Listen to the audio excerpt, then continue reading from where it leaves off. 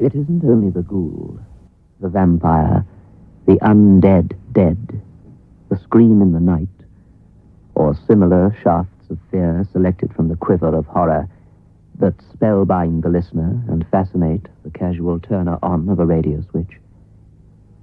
In this tale, there is nothing outwardly ghostly. It is a story of unease, and we challenge you to make your radio set silent without listening all the way to Short Circuit.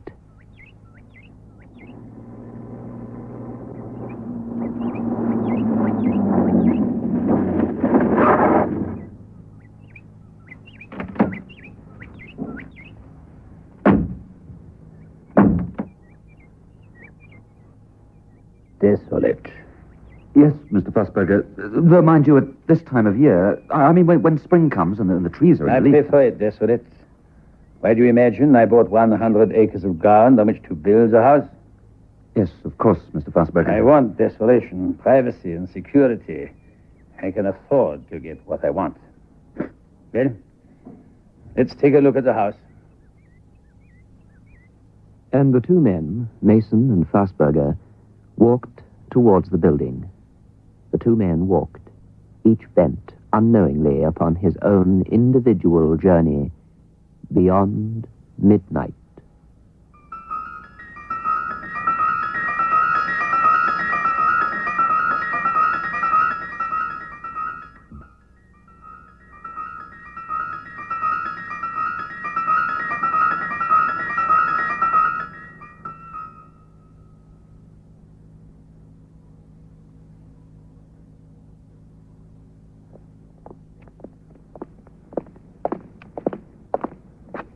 The main structure was completed about 3 weeks ago.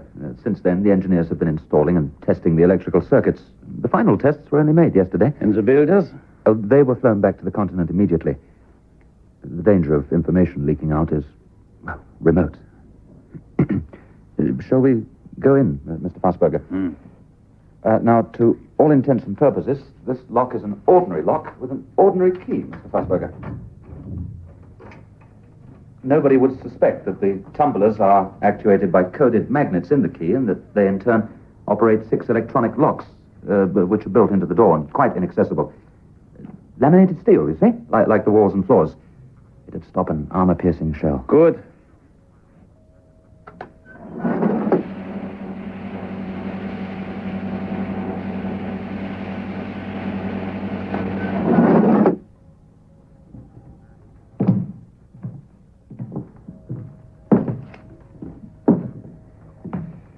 Now, switch the lights on. The whole ceiling glows, you see. Not just a globe or collection of globes. Exact to your specification. Naturally, it'll look better with furniture, and in about 9 months' time, when the decorations are completed... Yes. The windows are deceptive, aren't they? You'd never imagine there'd be space for steel shutters to glide across. And you see here, the glass is polarized. You can see out, but nobody can see in. And all the windows are the same? Exactly. The whole house was built as a precision engineering job. The moment someone tries to tamper with the windows or the outside doors, the whole of the engineering electronic gadgetry comes into play. The house is completely sealed off from the rest of the world. A steel fortress. Fassberger's fortress. Impenetrable. Impregnable. The main electricity supply for the whole house comes in here. That black box carries the power supply's fuses. But naturally, it's sealed, and only the company's electricians can open it. But every other room in the house is individually fused, so nothing can go wrong, you see. But now there is an emergency diesel generator in an outhouse at the back. So in the event of a power failure, you can generate your own electricity. We've thought of everything. I hope so. The place is costing me nearly $250,000. I want perfection. Oh, you're getting it. Now, if you'd care to go into the next room and watch the window, I'll just show you how rapidly and efficiently the steel shutters slide across. Then afterwards, I'll go outside and pretend to be a burglar. Very well.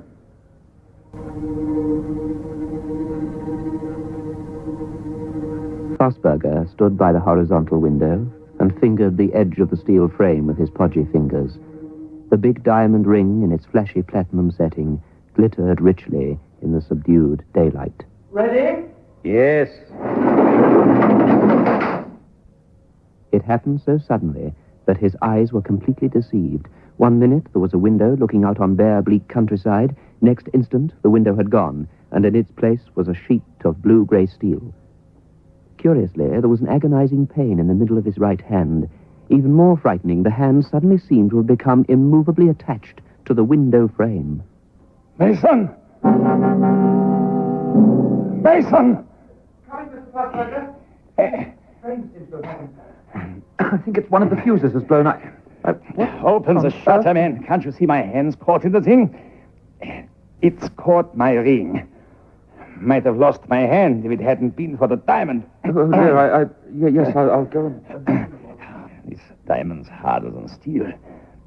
Blasted shutter might have chopped my hand off. I can't open the shutter until I've fitted a new fuse, Mr. Fassbender. It's the fuse. Oh.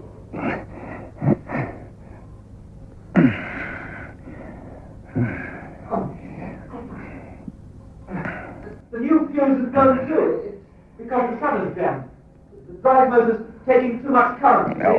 It's a virtual short circuit on the power line. Well, do something about it. Don't just stand there talking blasted technical rubbish. Can't you take your finger out? If I could take it out, why do you think... Oh. It's just unfortunate that shutter is edged with a special alloy that'll cut through anything. If someone tried to smash through the window with a steel bar, the shutter would cut the thing in half. But diamond's too hard. A fraction of an inch either way, and there'd have been no trouble. A fraction of an inch either way, and I'd have lost my blasted finger. That wouldn't have blown the fuse. It's the diamonds causing the trouble. The drive motor's come to a standstill. It may even be burning at this moment. Mason, I don't care. The fuse is only rated for 5 amps, you see. Then put in a bigger fuse. It might work. One could only open the shutter of a fraction of an inch, perhaps. Oh. 15 amps. That'll...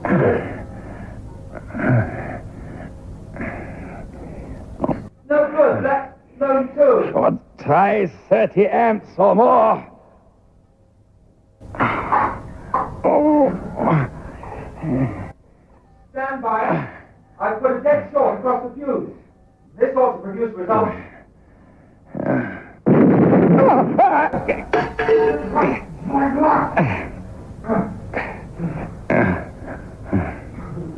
The light's gone. All the lights gone. I am, Mr. Mason, supremely aware that there is no light. The company's fuses are blown. This really is a short circuit. Telephone the power company. Tell them to send the electricians here immediately. Tell them it's urgent. That's impossible, Mr. Fassberger. The telephone isn't connected yet. Well, in that case, you'd better take my car. Drive to the nearest town. Bring back electricians, engineers, fire brigade, anyone you like. But let's have some action. Don't you realize that I'm in dreadful pain? I can't get out of the house. There isn't any power to operate the doors and windows. We're sealed in, Mr. Fassberger. Then start the diesel engine. The diesel's outside. Unless I can open a door, I can't reach it. Tell me, Mason, what do you propose to do? I asked you to build a house that couldn't be broken into. Not one it's impossible to escape from. I suppose the only thing to do is to try and force open the power company's fuse box. The point is that I haven't got any tools. The fuse box is sealed, and you have to have a special star-shaped screwdriver. All I've got is a pipe scraper and a bunch of keys. Feel in my right-hand trouser pocket. You will find a key ring with a small gold penknife attached. Yes, I'll need light, too. It's practically dark here. It'll be completely black back there. In my coat pocket, there is a gold cigarette lighter. you may use it. Yes, Right then, I'll do what I can. Do what you can.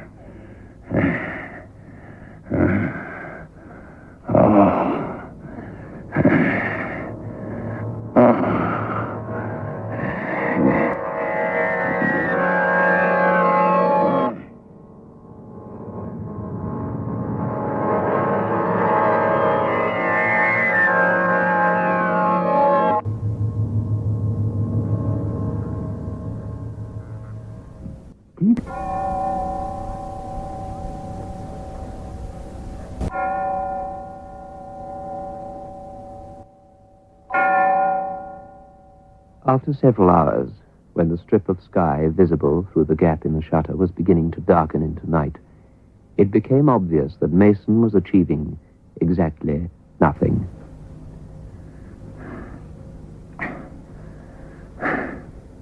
It's no use, Mr. Fassberger. I can't make any impression at all on those screws. Not without the proper tools. So, what are we going to do? I don't know. I don't know at all. I can't stand here all night like this. This ring's almost cutting through the bone of my finger. In fact, my finger feels quite dead already. Do you suppose... Suppose what? Well, it might be possible to cut through the ring. That would release your finger. But the ring's platinum. You can't cut platinum with gold. I could try. Very well. Try.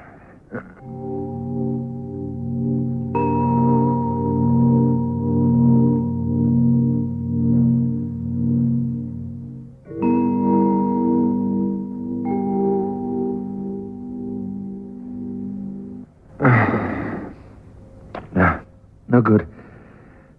Perhaps if the diamond could be prized from its setting. Might be difficult.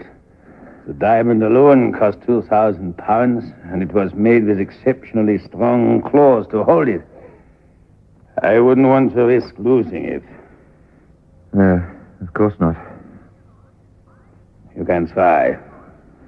There is one point. There's a danger of dislodging the stone if I succeed in opening the claws. Danger? What of? Look, Mr. Fassberger, the house is completely sealed. If I should dislodge the diamond, when I release your finger, the shutter would close and we'd lose even the quarter of an inch we have got. The house would become our tomb. It's already that, as far as I'm concerned. But we still have got the gap. Sooner or later we'll be missed and people will come for us. Huh? What do you mean, sooner or later? 2 days, perhaps 3. There are people who will miss me. Nobody will miss me, Mason. I'm a lonely man. Always have been. In that case, it wouldn't really matter if you were to die here in this house. No, it really wouldn't matter. Then what I don't understand is why build the house in the first place? With concealed safe deposits and all those elaborate security precautions.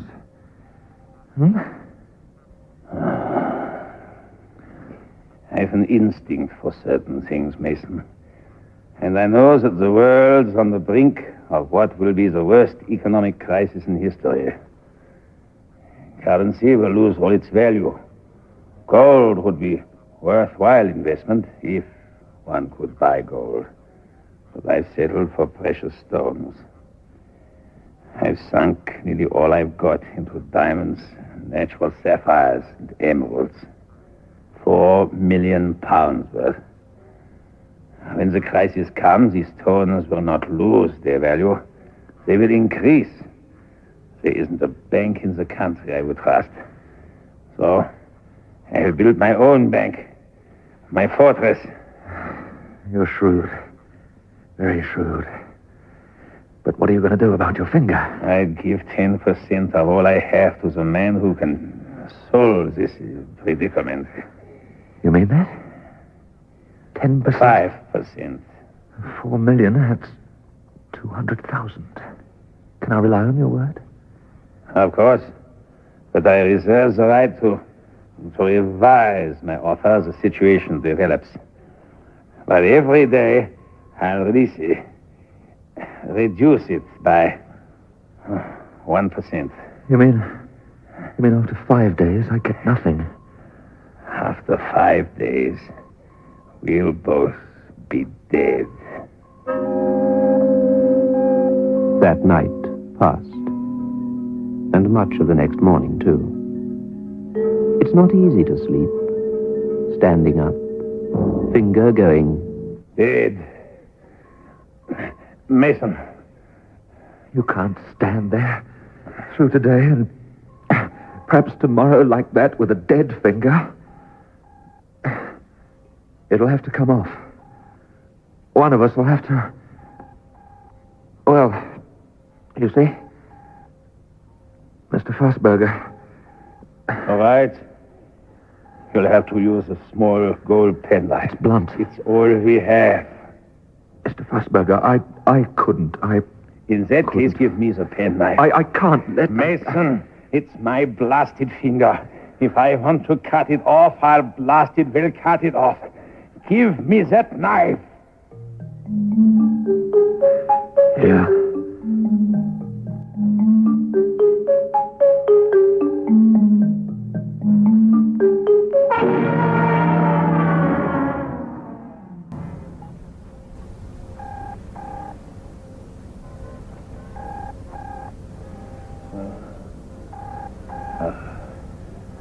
I'm free.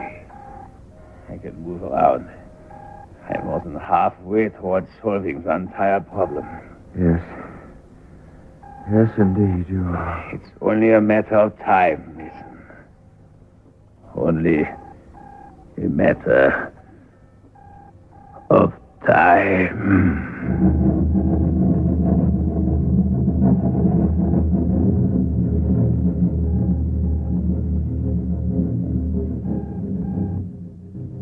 On the 8th day, Mason died. Fassberger, when he could bring himself to move from the corner in which he lay, hour after hour, day after day, watched for a sign of human life through the quarter-inch gap, his one contact with the world. Fassberger's hunger and thirst became obsessive. His hand was swollen, festering from some obscure infection. His tongue cracked along its surface. The 9th day dawned, with monstrous dreams of food and drink. Yes, of course, Fassberger had thoughts of cannibalism. After all, nothing could hurt Mason anymore. But the millionaire dismissed the idea as soon as it entered his mind. Life, yes, but not on those terms. The 9th day passed.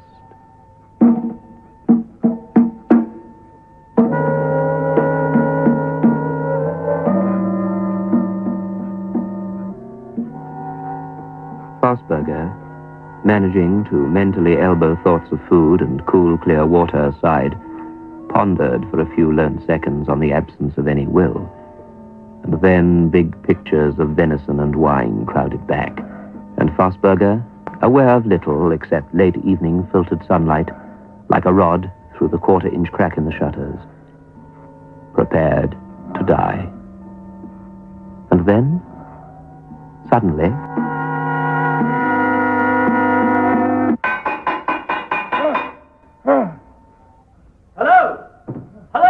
Just like that.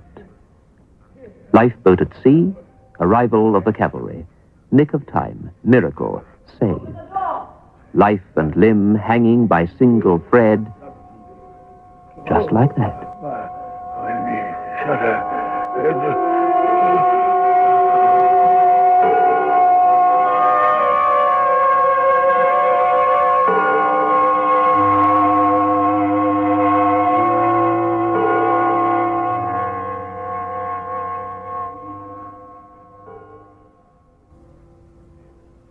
Will you have another sherry, Mr. Fassberger? Thank you, madam. Thank you.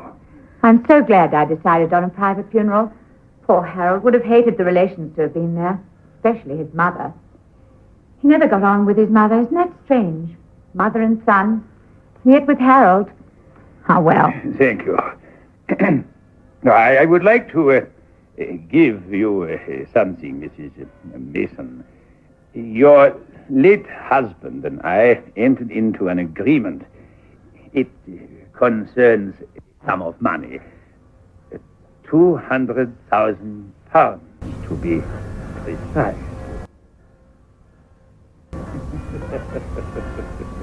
Oh, I have decided to sell the electronic house, Mabel. Have you, Julius? Yes, I have acquired a new sense of values. I sought security only to find insecurity and danger. My plans didn't really work. Life is not an investment, Julius. You can't really live in terms of profit and loss. In the long run, life is people just like you and me. Yes, quite. So I shall sell it. Don't think me a ghoul, but may I see it? The house, I mean, before you... Oh, I don't think I could. Just one small visit, a short one. I feel maybe Please. Very well. The lawyers were prompt and thorough. The money, everything is satisfactory. Oh, yes. Thank you, Julius.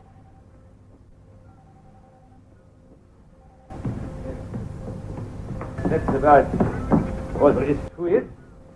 Of course, I don't expect a lady to fully grasp the intricacies of... Oh, but I do. I understand perfectly. It really is a work of art. But it has painful memories for you. So I Yes, think... of course. Oh, Julius, I forgot. I want you to have this. Please don't open it now. Later. Hmm? Thank you. What is... Later. When you're alone. Oh, yes. All right. Well, I'll just close the shutters.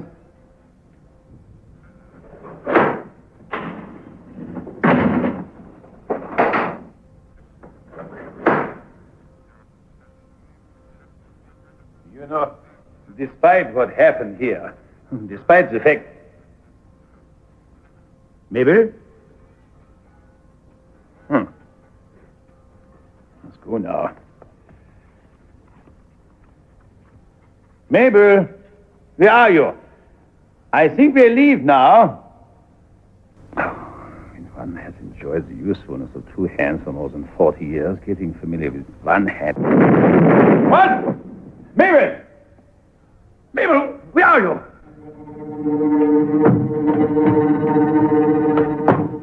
Mabel! Hello, Mabel, please, what's the meaning of this? It's idiocy! You locked me in, why? Calm, Fassberger. It's an accident. Something's wrong, that's all. That explosion. What's she done to the current? It's blown fuse, everything. And shut in. Mabel!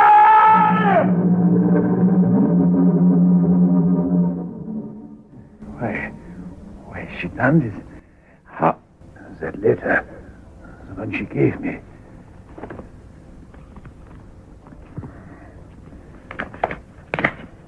I can't see light. I don't believe it.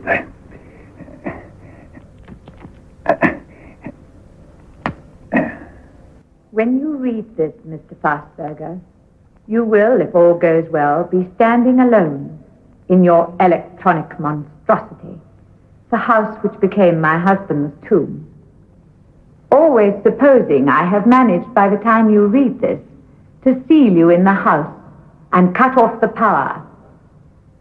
I shall return in perhaps 3 weeks. Oh, I have a strong stomach, believe me. I shall destroy the letter you are reading now. Wherever you decide to hide it as evidence, I shall find it. You see, I loved poor Harold, and I hold you responsible for his death. Therefore, I think it is only fair that you should share his fate. And, after all, no one will miss you, will they? Thank you for the 200,000 pounds. Goodbye. Mabel Mason. No. No.